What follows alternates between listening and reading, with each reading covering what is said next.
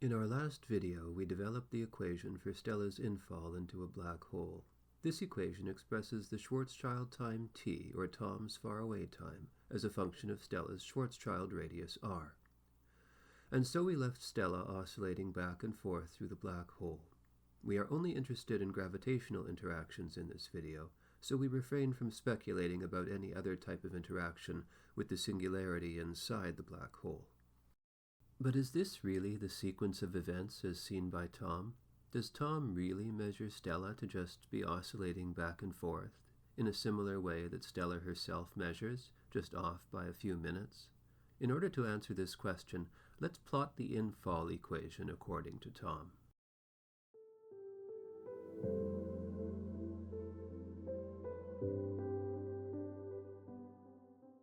The time starts at 0 when r equals 10 gm, but as r approaches the event horizon at 2 gm, the time heads off to infinity.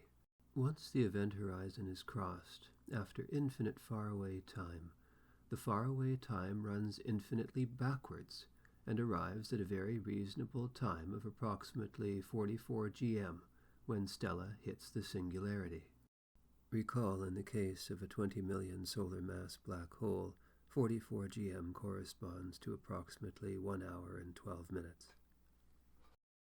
In the case that Stella does not hit anything inside the singularity, she merrily pops out again after suffering infinite tidal forces, and continues her journey backwards through time towards the event horizon on the other side of the black hole.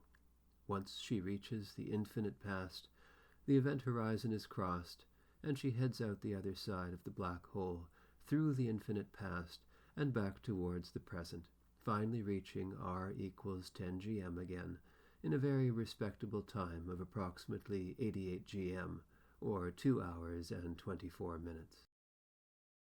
I should note that to plot the outfall of Stella, I used the negative sign in our equation for t, and I used the arctan term with pi subtracted from the result since it is multivalued. The rationale for the negative sign in front of the t is that outfall is just the time-reversed version of infall. This is an interesting function for Stella's position as a function of Tom's faraway time, because according to the graph, Stella is in 3 places at once. At the initial time of t equals 0, she is at 10 gm as expected, but she is also on the far side of the black hole, both inside the event horizon near 2 gm and outside the event horizon near 2 gm. As time ticks on, represented by the upwardly moving horizontal bar, you can see how these 3 positions for Stella, purple, yellow, and blue, change as a function of time. The purple position of Stella stays outside the black hole on the left. The yellow position of Stella stays inside the black hole.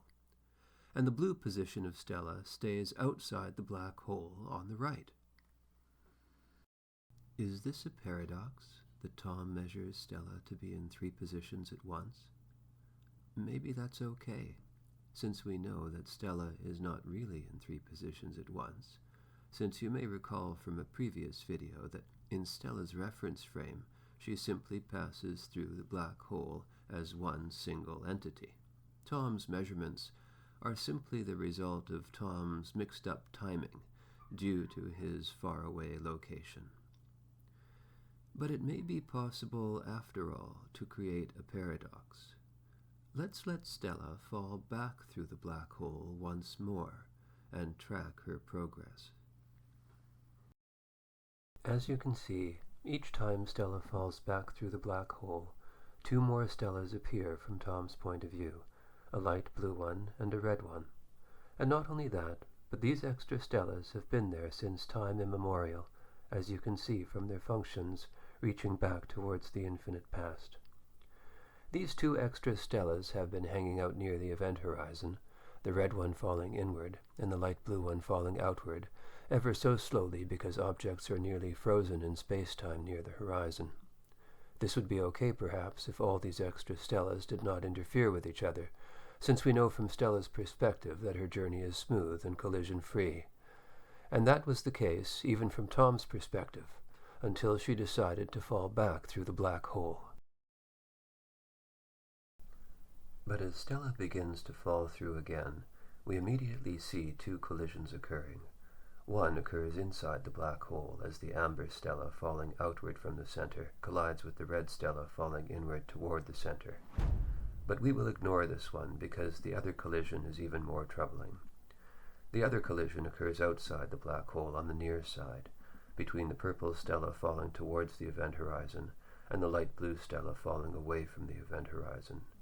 Tom measures the two stellas crashing into each other, which is actually at near light speed in their reference frame, and observes a huge explosion as both stellas are atomized due to the near light speed collision. But from Stella's perspective, she simply completes her journey and then comes back to Earth to visit Tom.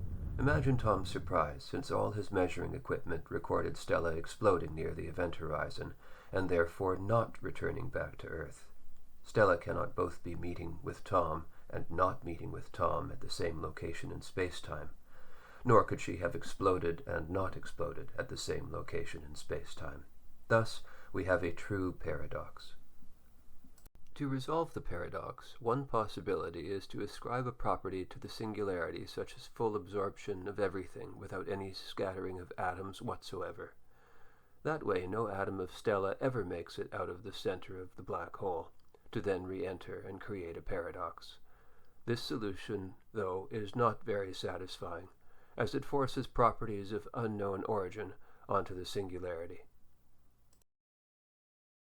Also, Tom's measurement of finite time to reach the singularity rests upon his ability to measure time inside the event horizon, which is not possible in this scenario where nothing returns out of the black hole.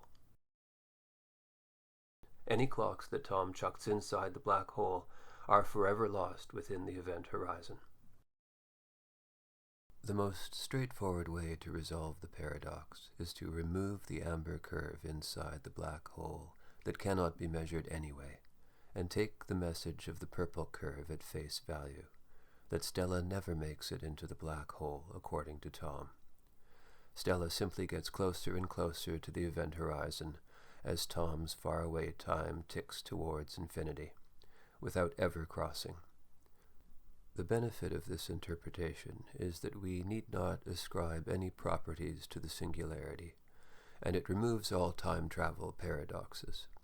Furthermore, it predicts that black holes cannot even form in finite faraway time, because not only Stella, but in fact nothing, can cross the r equals 2gm barrier in finite faraway time.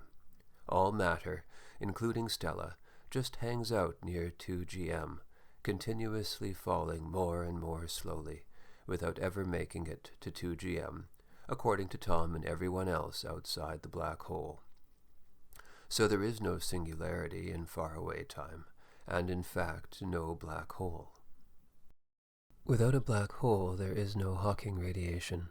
Nevertheless, since Stella's fall-through cannot happen in finite faraway time, Stella's fall-through will be suspended until faraway time ceases to exist.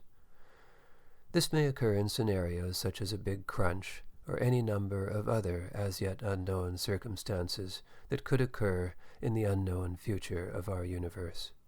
Once faraway time ceases to exist, Stella will merrily fall through the event horizon and reach the center in approximately 1 hour her time.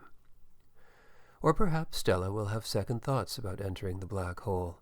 Instead, she will stay home, marry Tom, and live happily ever after back on Earth. Thank you for watching.